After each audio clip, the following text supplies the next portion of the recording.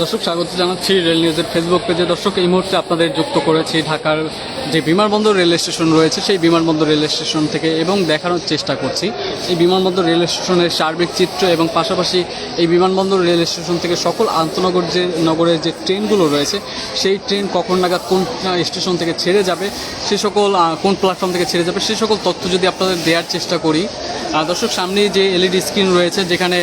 যাত্রীরা এবং পাশাপাশি সকল মানুষ এখানে কোন ট্রেন কখন নাগাদ কোন স্টেশন থেকে বা দুঃখিত কোন প্ল্যাটফর্ম থেকে ছেড়ে যাবে এবং কোনো সম্ভাব্য সময় রয়েছে কিনা এবং বিলম্ব হয়েছে কিনা, এ সকল তথ্য এই এলইডি স্ক্রিনে দেওয়া হয়ে থাকে। সেই পরিপ্রেক্ষিতে যদি আপনাদের একটু বলার চেষ্টা করি, চট্টলা এক্সপ্রেস যেটি চট্টগ্রামের উদ্দেশ্যে 2টা 43 মিনিটে ছেড়ে যাওয়ার কথা থাকলেও সেটি যথাসময়ে ছেড়ে দিতে সক্ষম হয়নি, কেননা দর্শক ইঞ্জিন ত্রুটির হওয়ার ফলে সেই ট্রেনটি ঢাকার যে রেল স্টেশন রয়েছে কমলাপুর, সেই কমলাপুর রেল স্টেশনে যেতে দেরি হওয়ার ফলে সেই ট্রেনটি আবার ওখান থেকে যাত্রী ওঠানোর কার্যক্রম শেষ করে আবার ফিরতি যে যাত্রায় একটু বিলম্ব হবে, যার ফলে এই ট্রেনের সম্ভাব্য সময় দেওয়া হয়েছে 6:20 এবং দেখা যাক সেই সময় অনুযায়ীও সেটি ছেড়ে দিতে সক্ষম হয় কিনা। কালনী এক্সপ্রেস সিলেটের উদ্দেশ্যে 3টা 23 মিনিটে ছেড়ে যাওয়ার কথা থাকলেও সেটিও যথাসময়ে ছেড়ে দিতে সক্ষম হয়নি,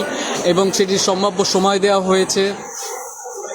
5:30 এবং পরবর্তীতে যদি আপনাদের একটু দেখানোর চেষ্টা করি, সিরাজগঞ্জ এক্সপ্রেস যেটি সিরাজগঞ্জের উদ্দেশ্যে 4টা 43 মিনিটে ছেড়ে যাওয়ার কথা রয়েছে। সুবর্ণ এক্সপ্রেস যেটির চট্টগ্রামের উদ্দেশ্যে ধারণা করা যায় যে যেহেতু এই এলইডি স্ক্রিনে এটা দেখা যাচ্ছে না, সেক্ষেত্রে আপনাদের একটু অনুমান দিতে পারি যে সেটা 4:50 থেকে 5:10 মধ্যে ছেড়ে যাওয়ার কথা রয়েছে।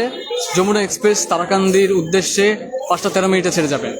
চিলাহাটি এক্সপ্রেস যেটি চিলাহাটির উদ্দেশ্যে 5:28 মিনিটে ছেড়ে যাওয়ার কথা রয়েছে। তুরাক্কম এক্সপ্রেস যেটি জয়দেবপুরের উদ্দেশ্যে 6টার দিকে ছেড়ে যাওয়ার কথা রয়েছে। দর্শক যদি যেমনটি দেখাচ্ছিলাম যে বিমানবন্দর রেল স্টেশনে এই মুহূর্তে যাত্রীদের উপস্থিতি বেশ উল্লেখযোগ্য হারে আমরা দেখতে পেরেছি বৃদ্ধি পাওয়া শুরু করেছে। ঈদকে কেন্দ্র করে ইতিমধ্যেই আমরা দেখছি বিপুল সংখ্যক মানুষ ঢাকা ছাড়ার যে প্রক্রিয়া সেটি আমরা দেখতে পাচ্ছি, যাতে নির্বিঘ্নে তারা তাদের বাসস্থানে বা নিজ বাসস্থানে যেতে পারে। সেই ক্ষেত্রে আমরা দেখেছি যে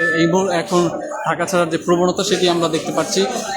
ইতিমধ্যেই আমরা দেখেছি যে শিক্ষার্থী থেকে শুরু করে বিশেষ করে পরিবারের যে মহিলা সদস্য এবং বাচ্চা যারা রয়েছেন তাদের ঢাকা ছাড়ার প্রবণতা একটু বেশি দেখছি, কেননা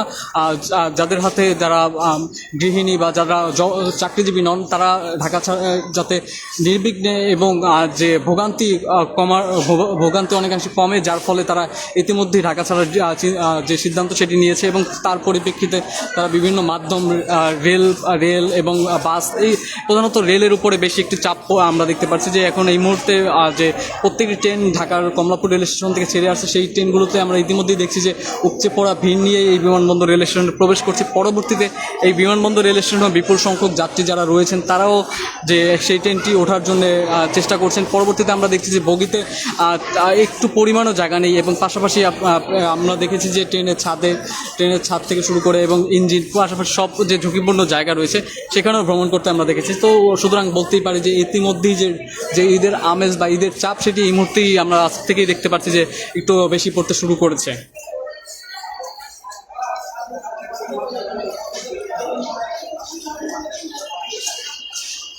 পাশাপাশি যেমন যাত্রীর চাপ একটু বেশি হবার প্রধান কারণ আমি একটু বলে রাখতে চাই যে আরেকটি কারণে হতে পারে, সেক্ষেত্রে হচ্ছে 2টি ট্রেনের শিডিউল বিপর্যয় হয়েছে, যথাসময়ে সেই 2টি ট্রেন ছেড়ে যেতে পারেনি, যার ফলে সেই ট্রেনটিতে ভ্রমণের উদ্দেশ্যে আগত যে যাত্রী সংখ্যক যারা রয়েছে তারা বিভিন্ন প্ল্যাটফর্মে যে বসার স্থান রয়েছে বা পাইচারি করছে, যার ফলে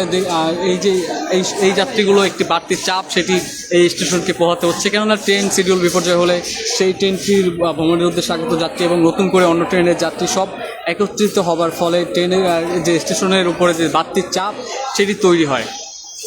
এবং সেই চিত্রই এখন দেখা যাচ্ছে।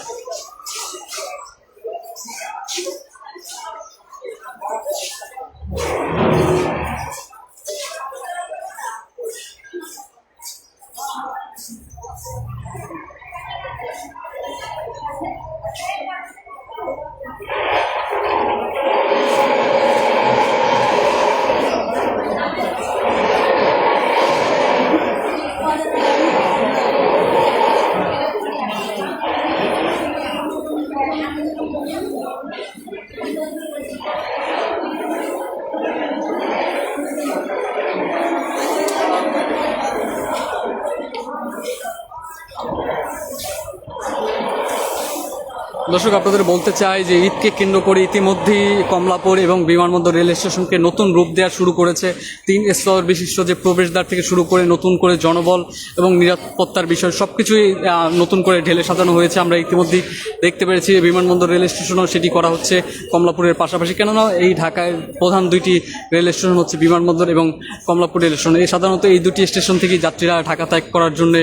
নির্ভরশীল এবং প্রধানত ব্যবহার করে থাকে, যার ফলে এই দুটি স্টেশনে প্রতিনিয়তই যে যাত্রীর চাপ সেটি দেখা যায়। কিন্তু ঈদকে কেন্দ্র করে সেটি অনেকাংশে বৃদ্ধি পায়। কেননা আপনাদের দর্শক বলতে চাই যে ঈদকে কেন্দ্র করে প্রায় 20 থেকে 60 লাখ মানুষ ঢাকা ছাড়ার জন্য এই রেলের উপর নির্ভরশীল থাকে, যার ফলে রেলের উপরে এত বড় পরিসরে একটি সংখ্যা এবং এত বড় পরিসরে যাত্রীর চাপ সেটি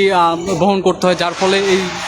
প্রধান দুটি রেল স্টেশনে এই বিমানবন্দর এবং কমলাপুর রেল স্টেশনে যাতে এটি মোকাবেলা করা যায়, যাত্রীদের কিছুটা হলেও যাতে নির্বিঘ্নে এবং স্বাচ্ছন্দ্যে যেতে পারে, যাত্রী সেবার মান উন্নয়ন করার জন্য ইতিমধ্যেই আমরা দেখেছি বিভিন্ন পদক্ষেপ এই রেলওয়ে কর্তৃপক্ষ থেকে নেওয়া হয়েছে।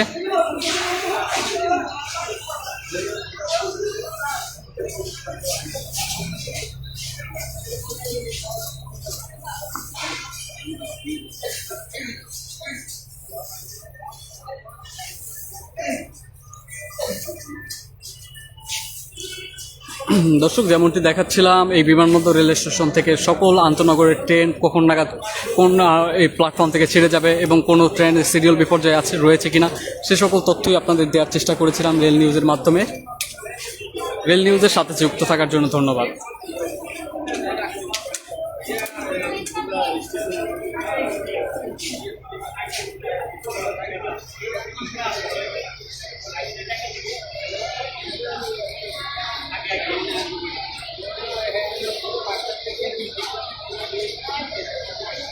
যেমনটি দেখছেন দর্শক, যে ট্রেনের শিডিউল বিপর্যয় হওয়ার ফলে যে সকল আগত যাত্রী সেই ট্রেনটি ভ্রমণের উদ্দেশ্যে আগত যাত্রীরা এখন এই মুহূর্তে যে অবসর সময় বিভিন্ন মাধ্যমে পার করছে, যে পরিবার পরিজন নিয়ে কেউ কেউ প্ল্যাটফর্মের যে বসার স্থান রয়েছে বা ফ্লোরে তারা অবস্থান করছেন, এবং আমরা দেখতে পাচ্ছি যে যাত্রীদের মধ্যে একটি ভোগান্তি সেটি উল্লেখযোগ্য হারে এই মুহূর্তে দেখতে পাচ্ছি। এই ছিল এই বিমানবন্দর রেল স্টেশনের সার্বিক চিত্র এবং সর্বশেষ তথ্য।